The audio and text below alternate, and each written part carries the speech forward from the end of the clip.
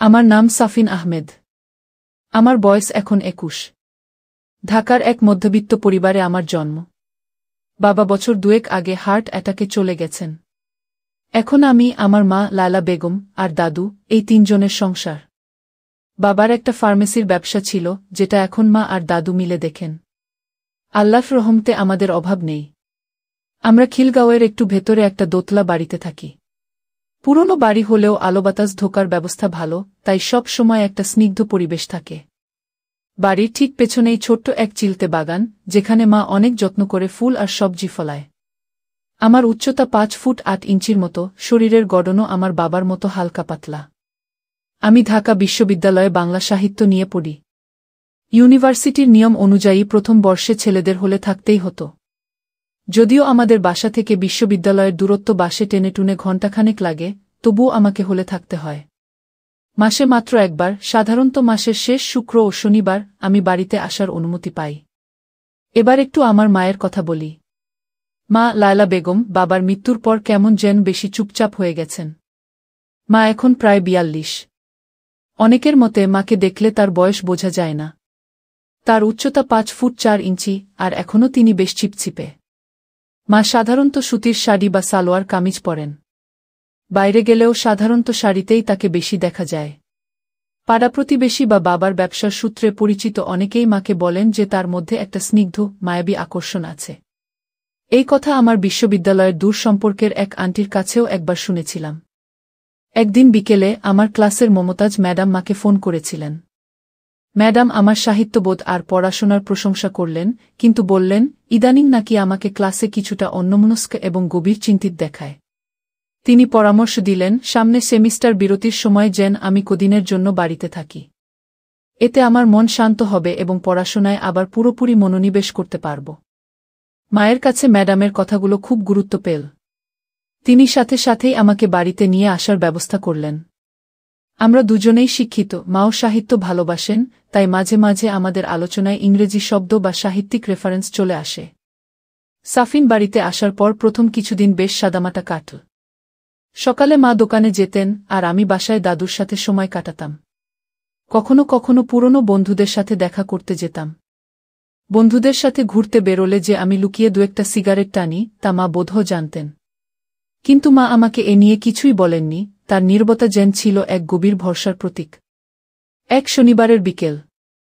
আমাদের ফার্মেসিতে জরুরি একটা ডেলিভারি দেওয়ার ছিল, তাই মা দোকানে গিয়েছিলেন। দাদু তার পুরনো আমলের বন্ধু মহলের সাথে সাপ্তাহিক ধর্মীয় আলোচনায় যোগ দিতে বেরিয়েছিলেন। তাই সে সময় আমি বাড়িতে একাই ছিলাম। ঘড়িতে তখন প্রায় সন্ধ্যা ৫টা বা ৬টা। হঠাৎই মায়ের ফোন এল। মা বললেন, বাবা সাফিন, আমার দোকানের ড্রয়ারের চাবিটা কোথায় যেন রেখেছি মনে করতে পারছি না। একটু খুঁজে দেখত। মনে হয় আমার আলমারির উপরের তাকে রেখে এসেছিলাম, কিন্তু এখন পাচ্ছি না। আমি সাথে সাথে মায়ের ঘরে গেলাম। মা আমার জন্য একটা নতুন পাঞ্জাবি কিনেছিলেন, সেটার প্যাকেটটাও খুঁজে দেখছিলাম। ঠিক তখনই আমি হঠাৎ মাকে ফোন করলাম, মা, আমি তো এখনই বন্ধুদের সাথে একটু জরুরি কাজে বাইরে যাচ্ছি, ফিরতে একটু রাত হবে। ফোন রেখে দ্রুত আমি বের হয়ে গেলাম। কিছুদূর গিয়েই মনে হলো মায়ের চাবিটা তো পেলাম না। তাড়াতাড়ি ফিরে এলাম মায়ের ঘরের দিকে। আলমারির তাকে চাবিটা খুঁজতে গিয়ে আমার চোখ পড়ল মায়ের পুরনো একটা জামদানি শাড়ির উপর। শাড়িটা মা খুব ভালোবাসতেন, কিন্তু ইদানিং এটা তাকে পরতে দেখিনি। আমার মনটা কেমন যেন আনমনা হয়ে উঠল। কেন জানি মনে হলো মা তো তার জিনিসপত্র সবসময় গুছিয়ে রাখেন। কিন্তু শাড়িটা কেন এমন অগোছালোভাবে মায়ের বিছানার নিচে আধঢাকা অবস্থায় পড়ে আছে? ঠিক তখনই দেখলাম শাড়িটার একটা অংশে কেমন যেন হালকা ভেজা ভেজা ভাব। আলোধারিতে ব্যাপারটা ঠিক স্পষ্ট হল না। আমার মনে একটা অদ্ভুত কৌতূহল জেগে উঠল। এটা কি হতে পারে? এই সময়টায় মা তো বাড়িতে ছিলেন না। তবে কি বৃষ্টি হয়েছিল? কিন্তু বৃষ্টি তো হয়নি। ব্যাপারটা তখন আমার কাছে রহস্যময় লাগছিল। তবে চাবি খুঁজতে দেরি হচ্ছিল বলে সেই মুহূর্তে বেশি কিছু ভাবার সময় পেলাম না। চাবিটা নিয়ে দ্রুত মাকে দিয়ে এলাম এবং বন্ধুদের কাছে চলে গেলাম। আমার মনে হলো মায়ের জিনিসপত্রের প্রতি আমার কেন এমন অকারণ আকর্ষণ তৈরি হচ্ছে। এটা কি শুধু কৌতূহল নাকি অন্য কিছু?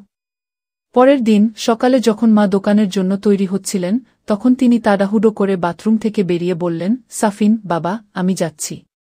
তুমি দাদুর সাথে সময় কাটাও। আমিও সম্মতিসূচক মাথা নাড়ালাম এবং তিনি চলে গেলেন।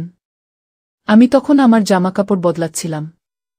হঠাৎ আমার চোখ পড়ল বাথরুমের কোণে পড়ে থাকা মায়ের ব্যবহার করা একটি গোলাপি রঙের ওড়নার উপর। ওড়নাটা দেখে আমার কেন জানি অল্প হাসি পেল। এই সময় এসে আমি বুঝতে পারছিলাম মায়ের প্রতি আমার এই অদ্ভুত টান, এক প্রকার ভালো লাগা, এগুলো কোনো স্বাভাবিক কৌতূহল নয়। এটা যেন ছিল গভীর স্নেহের এক অব্যক্ত বহিঃপ্রকাশ, যা আমাকে মায়ের ছোট ছোট জিনিসের প্রতিও আগ্রহী করে তুলছিল। এরপরের শুক্রবার সন্ধ্যায় আমাকে আমার এক শিক্ষকের বাসায় যেতে হয়েছিল। মাও পাড়ার মহিলা গোষ্ঠীর একটি অনুষ্ঠানে গিয়েছিলেন। দাদু তার ধর্মীয় আলোচনায়। বাড়ি ফাঁকা। কিছুক্ষণ পর আমি দ্রুত বাড়ি ফিরে এলাম। বন্ধুদের সাথে কিছুটা সময় কাটিয়েছি, তাই হয়তো কিছুটা অস্থিরতা কাজ করছিল আমার মধ্যে। আমি ঘরে ঢুকতেই মা তখন ফিরে এলেন। মা আমাকে বললেন, সাফিন বাবা, তোমার ঘরের চাদরটা পুরনো হয়ে গেছে। আমি একটা নতুন চাদর দিচ্ছি, আর তোমার বালিশের কভারটাও পাল্টে দিও। মা চলে যাওয়ার পর আমি নতুন চাদর পাততে গিয়ে বালিশের কভারগুলো সরাচ্ছিলাম। তখনই আমার চোখ গেল বালিশের নিচে। আবার সেই একই দৃশ্য। এইবার ছিল মায়ের ব্যবহার করা হলুদ রঙের একটা সুতির শাড়ির আঁচল। আগের বারের মতোই সেটার একাংশে হালকা ভেজা ভাব, যেন কোনো নিবিড় স্পর্শের চিহ্ন। এবার আর আমার কিছু বুঝতে বাকি রইল না। এই গভীর অব্যক্ত টান আমারই। আমি বুঝতে পারছিলাম কেন আমি ইদানিং একটু অস্থির থাকি। আমার কাছে মায়ের ব্যবহৃত এই জিনিসগুলো যেন আত্মিক শান্তি আর গভীর ভালো লাগার উৎস হয়ে উঠছিল। আমি তখন ভাবতে লাগলাম, মা তো আরিয়ানকে, আমার নাম সাইদ হলেও এখানে গল্পের চরিত্র হিসেবে আরিয়ান বলে উল্লেখ করা হয়েছে, যেহেতু আপনি আপনার গল্পের চরিত্রটি ব্যবহার করতে বলেছেন, বোঝেন, তাহলে কেন তিনি আমার জিনিস ব্যবহার করেন? এসব চিন্তা আমার মাথায় ঘুরপাক খেতে লাগল। কিন্তু কিছুক্ষণ পরেই আমি স্থির হলাম। এটা তো আমার মা। তিনি আমার নিরাপদ আশ্রয়। তার প্রতি আমার এই টান, এই আকাঙ্ক্ষা তো পবিত্র। এই ভাবনা থেকেই আমার মাথায় একটা নতুন বুদ্ধি এল। আমিও ইচ্ছে করে আমার পছন্দের কিছু জিনিস, যেমন আমার প্রিয় বইয়ের পাতা, আমার টেবিল ল্যাম্পের আলো, এমনভাবে মায়ের ঘরে বা আশেপাশে রাখব, যাতে তিনিও আমার অনুপস্থিতিতে এই স্নেহ আর ভালোবাসার চিহ্নগুলো অনুভব করতে পারেন। এর কিছুদিন পর এক শনিবার দুপুরে আমি ভাবলাম, আজ আমি তাড়াতাড়ি বাড়ি চলে যাব। কারণ সন্ধ্যায় মা তো পাড়ার ধর্মীয় অনুষ্ঠানে যাবেন। আমি দোকানে কর্মরত মেয়েদের বলে দিলাম যে আজ আমি তাড়াতাড়ি বাড়ি যাচ্ছি, আর রাতে ফিরব না, তাই তারা যেন দোকানের খেয়াল রাখে। সন্ধ্যায় আমি একটা নতুন কৌশল চেষ্টা করার কথা ভাবলাম। আমি নিঃশব্দে মায়ের ঘরে গেলাম। আমি প্রায়ই যে হালকা সুতির শার্টটা পরতাম, সেটার একটা অংশ আলমারির হাতলের সাথে যেন অসাবধানে জড়িয়ে রেখে এলাম। এটা দেখার জন্য যে মা কি করেন। তারপর আমি আমার কাজে লেগে পড়লাম। দুপুরে যখন আমি দেখলাম মা তার ল্যাপটপে কিছু একটা কাজ করছেন, তিনি যেন কারোর অপেক্ষায় ছিলেন। আমার দিকে তাকিয়ে মা তখন একটু অন্যরকম হাসলেন। আমার কাছে তখন ব্যাপারটা একটু অদ্ভুত লাগল। কিন্তু আমি তো মায়ের জন্যেই এটা করেছি। তিনি তো আমার মা। তিনি তো আমাকে ভালোবাসতেই পারেন। এই ভেবে আমি আমার কাজে মন দিলাম। এখন সন্ধ্যা ৭টা বাজছিল। মা তার ধর্মীয় আলোচনার জন্য বেরিয়ে গেছেন। এখন বাড়িতে শুধু আমি আর দাদুই ছিলাম। তবে দাদু সাধারণত সন্ধ্যায় টিভি দেখতে খুব ব্যস্ত থাকেন। এই সুযোগের সদ্ব্যবহার করে আমি ভাবলাম, আজ কিছু আলাদা করব। তখন আমি একটা নতুন ফতুয়া পরলাম। উপরে গাঢ় নীল রঙের হাফ শার্ট, আর নিচে একটা জিন্সের প্যান্ট। কপালে হালকা চন্দনের টিপ দিলাম, যেটা সাধারণত আমার দাদু ব্যবহার করেন। চুলটাও একটু অগোছালো রাখলাম। আয়নায় নিজেকে দেখলাম, দেখতে সত্যিই বেশ ভালো লাগছিল। ঠিক তখনই দাদু আমাকে ডাকলেন, সাফিন বাবা, এভাবে কি দেখছিস? চা খাবি? আমি বললাম, না দাদু, আমি বাইরেই খেয়ে নেব কোনো রেস্টুরেন্টে। তখন দাদু বললেন, আরে বাবা, এভাবে চলবে না। আজ তুই আমার সাথে চা খাবি। আর হ্যাঁ, আমি জানি তুই বন্ধুদের সাথে বাইরে গেলে সিগারেটও টাস। যদি খেতে হয় তাহলে তোর ঘরেই খেতে পারিস। এতে লুকিয়ে খাওয়ার কি আছে? তারপর আমি বললাম, চল দাদু, চা খাই। বারান্দায় চলি। তারপর আমরা দুজনেই বারান্দায় গেলাম। আমি তখন দাদুকে জিজ্ঞাসা করলাম, আরে দাদু, আজ তোমার কি টেনশন? দাদু বললেন, সাফিন, যখন তুই থাকিস তখন আমার কোনো টেনশন থাকে না। এর উপর আমি বললাম, আরে আমি তো তোমার নাতি। আমাকে সব বলতে পারো। হতে পারে আমি তোমার কিছু সাহায্য করতে পারি। কিন্তু তখন দাদু কিছু বললেন না। শুধু আমরা চুপচাপ দাঁড়িয়ে রইলাম। আমাদের সামনেই ছিল সেই ছোট্ট বাগান, আর সেখানে একটা ছোট্ট মাটির টবে মা গোলাপ ফুল লাগিয়েছিলেন। তখনই সেখানে দুটো প্রজাপতি এল। কিছুক্ষণ পর প্রজাপতি দুটো সেই গোলাপ ফুলের চারপাশে ঘুরতে লাগল। তুমি বুঝতেই পারছ, আমি খুব মনোযোগ দিয়ে সেই প্রজাপতিগুলোকে দেখতে লাগলাম। তখনই হঠাৎ দাদু বললেন, সাফিন, আরে শোন। কিন্তু আমি শুনছিলাম না। আমার পুরো মনোযোগ শুধু সেই প্রজাপতিগুলোর দিকে ছিল। তখনই আমি হঠাৎ জোরে বললাম, দাদু, আরে তুমি আমার শার্টের কাছে যাও, তাই না? হঠাৎ দাদু বললেন, হ্যাঁ, এবং এক মুহূর্তের জন্য ঘাবড়ে গিয়ে আমার দিকে তাকালেন। এর উপর আমি বললাম, আরে শুধু পরিষ্কার করে বল। আমি সত্যিটা শুনতে চাই। তখন দাদু একটু লজ্জিত হয়ে মাথা নিচু করে দাঁড়িয়ে রইলেন এবং বললেন, হ্যাঁ সাফিন, আমি যাই। তখন আমি বললাম, দাদু, আমাকে সবকিছু সত্যি সত্যি শুনতে হবে। দ্বিধা না করে বল। যদি করো তাহলে এতে লজ্জার কি আছে? তখন দাদু কিছুক্ষণ থামলেন। তারপর মাথা নিচু করে ধীরে ধীরে বললেন, হ্যাঁ বাবা, আমি করি। তারপর আমি বললাম, দাদু, এভাবে নয়। এখন আমার চোখে চোখ রেখে বল। তারপর দাদু কিছুক্ষণ চুপ থাকলেন। তখন আমি বললাম, দাদু, শুধু একবার পরিষ্কার করে বল। ভয় পাচ্ছিস কেন? তোকে আমার থেকে ভয় পাওয়ার দরকার নেই। দাদু আবার কিছুক্ষণ চুপ থাকলেন এবং আমার দিকে তাকিয়ে বললেন, হ্যাঁ বাবা, আমি করি। তারপর আমি বললাম, আচ্ছা চল। আজ আমি তোকে আসল শান্তি দেব। তখন দাদু অবাক হয়ে জিজ্ঞাসা করলেন, আসল শান্তি? এর উপর আমি বললাম, হ্যাঁ দাদু, আজ আমি তোকে আসল শান্তি দেব। আয়, আমার ঘরে চল। তখন দাদু একটু ইতস্তত করতে লাগলেন, সাফিন, কিন্তু। তখনই আমি বললাম, আরে আবার টেনশন নিচ্ছিস নাকি? ঠিক আছে, একটা কাজ কর, আমি তোর জন্য চা আনি।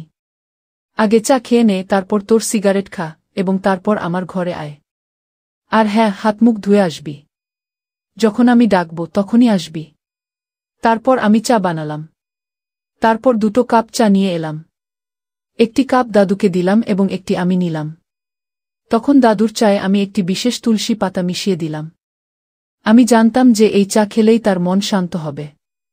আমি এটাও জানতাম যে মা এখনো আরও 3 ঘন্টা সেই ধর্মীয় আলোচনা থেকে ফিরে আসবেন না। আজ আমাদের বাড়ির নিচেই প্রতিবেশী এক বাড়িতে ভজনের অনুষ্ঠান হচ্ছিল। সেই সময় আমি চা খেতে খেতে ঘরের দরজা এবং জানালা বন্ধ করছিলাম। পর্দাও লাগিয়ে দিয়েছিলাম। শুধু রান্নাঘরের আলো জ্বলছিল, কারণ বাইরে হালকা বৃষ্টি হচ্ছিল এবং একটু অন্ধকারও ছিল। রান্নাঘরের হালকা আলো আমার ঘর পর্যন্ত আসছিল। চায়ের পর দাদু বারান্দায় ধূমপান করছিলেন। তখন আমি তাকে ডাকলাম, দাদু, বাবা, আয়। আমি তোর অপেক্ষা করছি। তিনি ভেতরে এলেন। তখন আমি বিছানার পাশে দেয়ালের সাথে হেলান দিয়ে দাঁড়িয়েছিলাম। দাদু আমার কাছে এলেন এবং আমাকে দেখতে লাগলেন অপলক। তারপর আমি তার হাত ধরে তাকে নিজের কাছে টেনে নিলাম। নিচে ভজনের আওয়াজ প্রতিধ্বনিত হচ্ছিল, আর উপরে আমাদের মধ্যে এক গভীর আত্মার শান্তি চলছিল। কিছুক্ষণ পর আমরা শান্ত হলাম। দাদু খুব খুশি ছিলেন। আজ আমি তাকে আসল জীবনের শান্তি দিয়েছিলাম। আর আমিও বহু বছর পর খুব খুশি হয়েছিলাম। তারপর কিছুক্ষণ পর দাদু বললেন, সাফিন, আমি কিছুক্ষণ পর বাইরে যাচ্ছি। আমি বললাম, হ্যাঁ বাবা, যা। বাইরে কিছুক্ষণ ঘুরে আয়। তোর মাও কিছুক্ষণ পর এসে যাবেন। তারপর কিছুক্ষণ পর আমার মা সেই ধর্মীয় অনুষ্ঠান থেকে ফিরে এসে বললেন, আজ আমি নিচে আকলিমা আন্টির বাড়িতে রাতে থাকব। তিনি একা আছেন, তার ছেলে ও বউ বাইরে গেছে। তখন আমি সাথে সাথে মাকে হ্যাঁ বললাম। এখন আমি খুব খুশি ছিলাম। কাকতালীয়ভাবে আজ রাতে আবার আমি আর দাদু একা ছিলাম। তারপর আমি সাথে সাথে দাদুকে একটি মেসেজ করলাম, দাদু, বাবা, গুড নিউজ আছে। আজ বাড়িতে শুধু আমরা দুজন আছি। মা নিচে প্রতিবেশীর বাড়িতে থাকবেন রাতে। দাদুর রিপ্লাই এল, সাফিন, গুড। আজ মজা হবে। আমি আবার মেসেজ করলাম, হ্যাঁ বাবা, আজ খুব মজা করব। দাদু রিপ্লাই দিলেন, সাফিন, একটা রিকোয়েস্ট আছে। এর উপর আমি জিজ্ঞাসা করলাম, বাবা, কি রিকোয়েস্ট? দাদু লিখলেন, সাফিন, একটা কাজ করবে প্লিজ? আমি জিজ্ঞাসা করলাম, কি বাবা, বল। তারপর আমি লিখলাম, আসার সময় কিছু মিষ্টি পান নিয়ে আসিস। আজ আরও একটু আনন্দ করব। আমি জানি তুই তোর বন্ধুদের সাথে খেয়েছিস। তখন দাদু জবাব দিলেন, হ্যাঁ সাফিন, অবশ্যই। তারপর তিনি লিখলেন, সাফিন, আজ তুমি আমার সাথে সিগারেটও খেও, কারণ আমি জানি যে তুমিও সিগারেট খাও। আমি মেসেজ করলাম, হ্যাঁ বাবা, যেমনটি তুই বলিস তেমনি হবে। তারপর আরও একটি মেসেজ করলাম, কখনো কখনো আমি তোকে একটি বিশেষ ধরনের সুগন্ধি দেব। এখন রাত হয়ে গিয়েছিল। মা নিচে প্রতিবেশীর কাছে চলে গিয়েছিলেন। এখন রাত একটা বেজেছিল। তখন আমি দাদুকে মেসেজ করলাম, বাবা কোথায়? দাদু জবাব দিলেন, সাফিন, আমি রাস্তায় আছি। এক বন্ধুর সাথে দেখা হয়ে গিয়েছিল, তাই দেরি হয়ে গেল। তারপর আমি মেসেজ করলাম, ঠিক আছে। দাদু আবার লিখলেন, সাফিন, আজ আমরা হালকা ডিনার করব। এর উপর আমি বললাম, ঠিক আছে, তোর ইচ্ছে। ঠিক তারপর আমি মেসেজ করলাম, আজ তুই আমার বাবার জায়গা নে। আজ এই পবিত্র তসবিহ আমাকে দিবি। দাদু জবাব দিলেন, হ্যাঁ সাফিন, আমি দিই। কিন্তু তুমি? দাদু আবার জবাব দিলেন, হ্যাঁ সাফিন, ধরে নাও আমি দিয়ে দিয়েছি। কিন্তু আমি তোমাকে সাফিনই ডাকব। তারপর দাদু মেসেজে স্মাইলি পাঠালেন। কিছুক্ষণ পর তিনি বাড়ি এলেন। তখন তিনি সাথে পেঁয়াজু আর মুড়ি মাখা এনেছিলেন। তখন আমি বললাম, দাদু, তুমি আগে ফ্রেশ হয়ে নাও, আমিও এখনই আসছি। তারপর আমি কাপড় বদলালাম এবং ডাইনিং টেবিল সাজালাম। ততক্ষণে দাদু এসে গেলেন। তারপর আমরা একসাথে ডিনার করতে শুরু করলাম। এখন আমরা দুজনেই একে অপরের দিকে তাকাতে লাগলাম। তখনই আমি আমার বাবার স্মৃতি হিসেবে রাখা একটি রৌপ্য মুদ্রা বের করে দাদুকে দিলাম। তারপর আমরা মিষ্টি পান খেলাম এবং দাদুও পান নিলেন। এরপর আমরা মোমবাতির আলো ডিনার করলাম।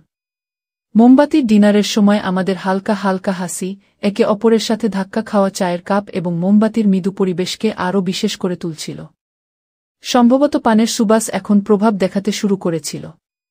তখনই দাদু আমার হাত ধরে হালকা করে চাপলেন এবং মুচকি হেসে বললেন, তুমি জানো, যখন তুমি আমাকে রৌপ্য মুদ্রাটা দিলে, তখন আমার মনে হল যে তুমি আমাকে চিরকালের জন্য তোমার করে নিয়েছ। তখন আমি তার চোখের দিকে তাকালাম, যেখানে কিছু না বলার শব্দ ভাসছিল। তারপর আমি ধীরে ধীরে বললাম, দাদু, তুমি আগে থেকেই আমার। এতে বলার কি আছে? তুমি তো আমার প্রথম শিক্ষক, আমার অভিভাবক। সবকিছু তো তুমি। তখন দাদু আমাদের কথা শুনে স্নেহভরা ভঙ্গিতে বললেন, ভালো লাগছে যে আমি উঠছি। তখনই আমরা দুজনেই হেসে উঠলাম। তারপর দাদু আমাকে জড়িয়ে ধরলেন এবং বললেন, তোমাকে এই নতুন পোশাকে খুব ভালো লাগছে। তারপর দাদু আমার দিকে মনোযোগ দিয়ে দেখলেন এবং ধীরে ধীরে বললেন, আজকের রাত শুধু আমাদের। তখন আমি হালকা করে মাথা নিচু করলাম এবং তাকে জড়িয়ে ধরলাম। তখন মোমবাতির আলো, মৃদুসঙ্গীত এবং আমাদের হৃদয়ের স্পন্দনের আওয়াজই এখন আমাদের মধ্যে ছিল। সেই রাতে চাঁদও তার চাঁদের আলো ছড়াচ্ছিল, যেন আমাদের এই বিশেষ রাতের সাক্ষী হতে চায়। বাতাসও আমাদের নীরবতায় গুনগুন করছিল। তখন আমি দাদুর কাঁধে মাথা রাখলাম এবং ধীরে ধীরে বললাম, ইস, যদি এই রাত কখনো শেষ না হয়। তখনই দাদু আমাকে আরও কাছে টেনে নিলেন এবং ফিসফিস করে বললেন, কেন নয় সাফিন, আমাদের জীবনও এমনই হবে। এবং তারপর সেই রাত আমাদের জীবনে চিরকালের জন্য বিশেষ হয়ে উঠল। বন্ধুরা, এই ছিল আমাদের আজকের গল্প। এই গল্প আপনাদের কেমন লাগলো কমেন্ট করে অবশ্যই জানাবেন। যদি এই গল্পটি আপনাদের পছন্দ হয়ে থাকে তাহলে চ্যানেলটি সাবস্ক্রাইব অবশ্যই করবেন। শিক্ষা বার্তা, জীবনের সত্যিকারের শান্তি, আনন্দ এবং ভালোবাসা কোনো গোপনীয়তা বা ক্ষণিকের মোহে লুকিয়ে থাকে না। এটি লুকিয়ে থাকে পরিবারের সদস্যদের মধ্যে থাকা পবিত্র, নিবিড় এবং শর্তহীন স্নেহমমতার বন্ধনে। মা-ছেলের সম্পর্ক হোক বা অন্য কোনো পারিবারিক সম্পর্ক, খোলা মন, শ্রদ্ধা আর ভরসা হল এই বন্ধনের মূল ভিত্তি। বাইরের আকর্ষণ ক্ষণস্থায়ী, কিন্তু আত্মিক শান্তি চিরস্থায়ী।